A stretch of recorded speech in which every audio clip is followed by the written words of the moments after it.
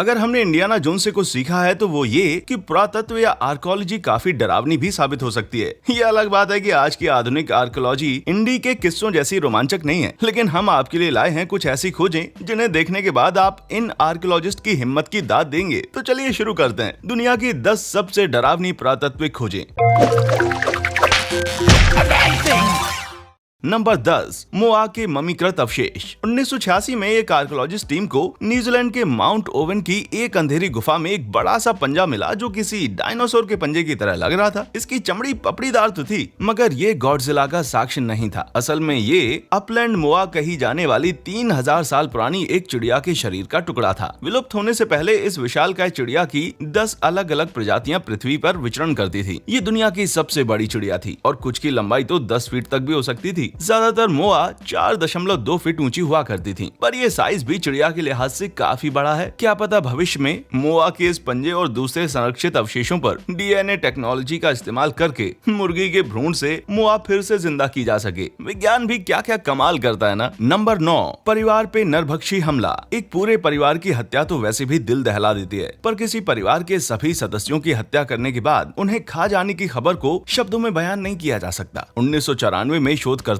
को उत्तर पश्चिम स्पेन में स्थित सिड्रोन की गुफाओं में एक निएंडरथल परिवार के अवशेष मिले, जिसमें 3 बच्चे, 3 किशोर और 6 वयस्क थे। अनुमान के मुताबिक उनकी मृत्यु करीब 49,000 साल पहले हुई थी। उनकी चकनाचूर हड्डियों से पता चलता है कि उन्हें तेजी से एक झटके में मारा गया, फिर खोपड़ी खोलकर भेजा, जुबान और यहाँ तक कि हड्डियों का गूदा तक निकाल लिया गया। उस जगह आग के कोई भी निशान नहीं मिले, यानी इस परिवार को किसी ने कच्चा ही खाया था। वैसे निएंडरथल्स के लिए नरभक्षी होना कोई बड़ी बात नहीं थी, क्योंकि ऐसे और भी बहुत से साक्ष्य प्राप्त हुए हैं, पर ये इस तरह की अब तक की सबसे बड़ी खोज थी। लगता है ये लोग बुरे समय में एक दूसरे को अपना खाना बनाने से जरा भी नहीं चूकते थे भाई। नंबर 8, जंजीरों में जकड़े आदमियों की सामूहिक कब्र। प्राचीन ग्रीस के कब्रिस्तान में शोधकर्ताओं ने 80 कंकालों का भयंकर मंजर देखा, जिसमें बहुत से कंकाल जंजीरों में जकड़े हुए थे और उनके जबड़े खुले हुए थे। इनकी मौत को लेकर तरह तरह के कयास लगाए जाते हैं, पर ज्यादातर एक्सपर्ट्स का मानना है ये साइलोन के समर्थक हैं, जिन्हें सजाए मौत हुई थी। साइलोन एथेंस का एक जाना माना सामंत था। 632 ईसा पूर्व में उसने तख्ता पलट करने की कोशिश की, पर बुरी तरह नाकाम रहा। ऐतिहासिक दस्तावेज बताते हैं कि साइलोन तो बचकर भाग गया, पर उसके सभी समर्थकों को मौत के घाट उतार दिया गया। ये कंकाल 650 से 625 ईसा पूर्व के बीच के हैं और ये सभी एकदम जवान और स्वस्थ मर्द थे और उन्हें किसी आम अपराधी की तरह नहीं बल्कि पूरे सम्मान के साथ दफनाया गया था। ये सभी तथ्य ध्यान में रख के देखें तो यही लगता है कि एक्सपर्ट्स की बात एकदम सही है। नंबर 7, बुल्गारिया के वैम्पायर की कब्र। बुल्गारिया में की गई पुरातत्विक खुदाइयों में वैम्पायर्स की बहुत सी कब्रगाहें मिली हैं। मध्ययुगीन बाल्कन में वैम्पायर्स को लेकर बहुत सी अंधविश्वासी मान्यताएं प्रचलित थीं। इन मान्यताओं के चलते मुर्दाओं को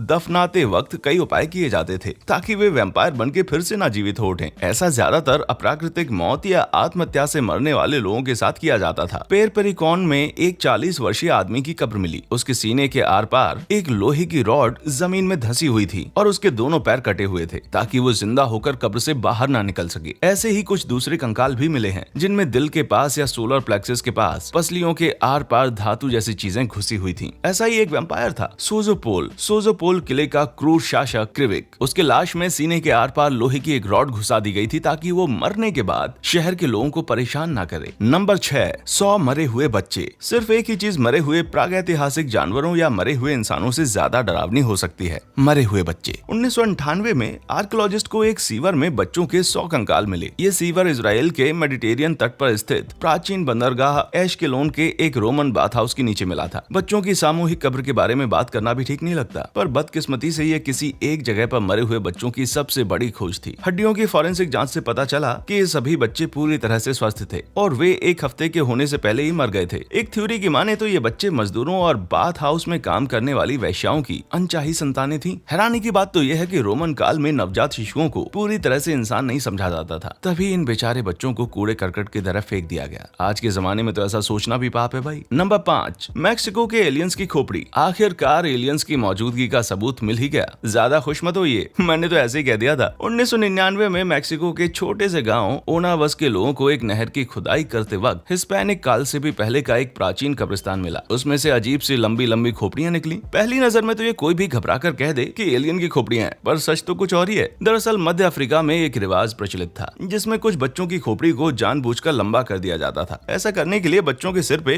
लकड़ियों की तख्तियां बांध दी जाती थी, जिससे पड़ने वाले दबाव के चलते उनकी खोपड़ी ऐसा शेप ले लेती थी। बच्चों के साथ ऐसा व्यवहार करना तो एलियन देखने से भी ज्यादा डरावना है, पर ऐसा आखिर किया क्यों जाता था? ये लोग ऐसा क्यों करते थे ये तो नहीं पता, पर बहुत सी दूसरी सोसाइटीज में ऐसा धार्मिक रीतियां या लोगों को बाकी समाज से अलग दिखाने वाला बनाने के लिए किया जाता था। नंबर 4, बर्फ में जमे बलि के बच्चे, लुलाई लाचो ज्वालामुखी, अर्जेंटीना। जरा इमेजिन कीजिए कि आप किसी प्राचीन मंदिर में खोजबीन कर रहे हो और वहाँ आपको बलि के लिए मारे गए बच्चों की जमी हुई लाशें मिले। अर्जेंटीना के लुलाई लाचो ज्वालामुखी की चोटी के पास स्थित एक मंदिर के पास 1999 में ठीक ऐसा ही हुआ। करीब 500 साल पहले इन बदनसीब बच्चों को इंका लोगों में प्रचलित कापा कोचा कही जाने वाली बलि प्रथा के लिए मार दिया गया था। इनमें से सबसे छोटे बच्चों को आर्कियोलॉजिस्ट ने लुलाई लाचो बॉय और लाइटनिंग गर्ल नाम दिया। 13 साल की लुलाई लाचो मेडन सबसे महत्वपूर्ण थी क्योंकि उसके बाल सजे हुए थे, सिर पे परों से बना एक ताज भी था। बलि दिए जाने से पहले 1 साल तक इन बच्चों को कई रीति रिवाजों में भाग लेना पड़ा, जिस दौरान इन्हें बेहतरीन से बेहतरीन खाना खिलाया जाता था, पर साथ ही साथ उन्हें खूब सारी मकाई की शराब और कोको की पत्तियां भी खानी पड़ती थी। सो वे ज्यादातर समय नशे में ही रहते थे और उन्हें घसीट कर एक जगह से दूसरी जगह ले जाना पड़ता था। ऐसा शायद इसलिए किया जाता था ताकि वे अपनी आने वाली मौत का विरोध ना करें और चुपचाप भगवान के सामने बलि चढ़ जाएं। नंबर 3, सेक्रेड रिज का नरसंहार कुंड। एक बार आर्कियोलॉजिस्ट ने कोलोराडो में सेक्रेड रिज कही जाने वाली एक प्राचीन मूल अमेरिकी बस्ती में मिली हुई चीजों की लिस्ट बनाई। तभी उन्होंने नोटिस किया कि 22 गर्त आवासों के एक समूह पर इंसान की लाश के टुकड़े बिखरे हुए थे। ऐसा किस हथियार से किया गया था? जवाब बड़ा ही आसान है, क्योंकि पास ही उन्हें खून से सनी कुल्हाड़ियां भी मिली। पता चला कि 1200 साल पहले गांव के 35 लोगों को मारने के बाद उनके सिर कुचलकर शरीर के टुकड़े टुकड़े करके जला दिया गया था और हाँ, इस यातना के दौरान उनके सिर से बाल भी छीलकर उतार लिए गए थे। इस नरसंहार के लिए पड़ोस के गांव के लोग जिम्मेदार थे। क्यों? क्योंकि मरने वाले सामंत वर्ग के थे जो कि अगल बगल के लोगों पे हुक्म चलाते थे। सो एक दिन लोगों ने कुल्हाड़ी उठाई और हुक्म चलाने वालों से छुटकारा पा लिया। वैज्ञानिक आज भी इस बात पे सहमत नहीं है कि इस कांड को नरसंहार कहा जाए या मामूली कांड। कोई भी नाम दे दो भाई, पर कटी हुई लाशों से भरा गड्ढा मिलना तो वाकई सबसे डरावनी खोजों में से एक है। नंबर 2,